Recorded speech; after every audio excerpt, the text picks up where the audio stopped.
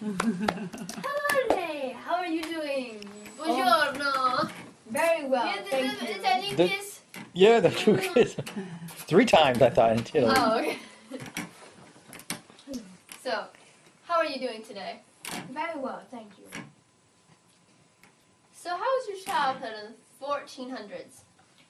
It wasn't the most pleasant thing, I tell you. I was born on 1453, and my mother was a poor peasant girl, and my dad was a rich businessman. So, and then my dad left me when my dad was ashamed of me, so he left me. And then my mom left me when I was 2. Oh, So I ended up staying with my grandparents, but they were 85 years old. And there wasn't much fun with them. They were kind of boring. They just sit around and, you know. So I went on walks with my uncle, Francisco. And we'd go on long walks together and we'd have a lot of fun. So, how did you learn to love art? Well, it was on those walks with my uncle. We would go on long walks, and my dad, who was a businessman, he would always keep me with paper, which was really nice. And on those walks, I would draw sketches of everything. And I learned to get good at art that way. Cool. How did you get to work with other artists? Well, I couldn't go to university. But my dad finally arranged for me to be an apprentice of Vinci.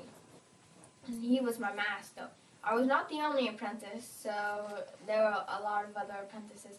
We would make paintbrushes, fill out contracts, finish paintings, and I was apprenticed to him for like 13 years, and we grew very close together. Why would people buy your paintings back then, though? Well, if they were religious painting, which most will, what they would do is that they would probably draw Jesus in it, and then on the side they would draw the person who paid for the painting. So that it looked them very well. It'd be like advertising. For themselves. Right. So what were some of those famous people back then? There was Michelangelo, there was Raphael, they were the 2 other painters, and then there was Queen Elizabeth was born then. And, yeah. So when did you actually start your artist stuff as a career?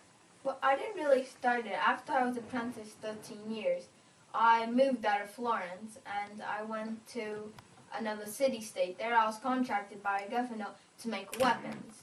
And I'm not a war person, but it was quite fun to make new weapons. I made them out of gigantic size. So what inventions did you make then? Well, I made a bicycle before it was invented, 300 years. I made a helicopter. I made a robot. You actually made those? Oh no, I did not make them. I wrote them down in my notebook. Oh, wow. And I wrote them down in my notebook, and I make sketches. They work. I didn't have time to make them. You're a very busy man. Yes. All right. Busy man. Were you respected by other artists? Well, Raphael and Michelangelo were the 2 other artists back then. And Raphael, he respected me very well. Michelangelo, he was young and he had no respect for me. He was a rock mason, and he just had no respect. Oh, y'all young kids can't trust them. Yeah. They don't know how to respect their elders. What would you say is your most famous painting? Probably the Mona Lisa. All right.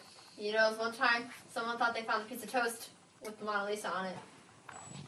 On the picture, so they were copycatting you. Or maybe you just drew that and stuck it in the toast.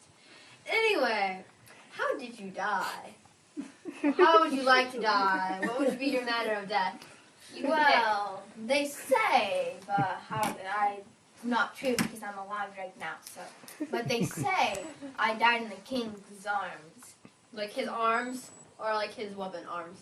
No, like his arms. Oh, well. He said I died there. They say I died in 1519, but hey, I'm still alive, so I guess I did die. Can't believe them.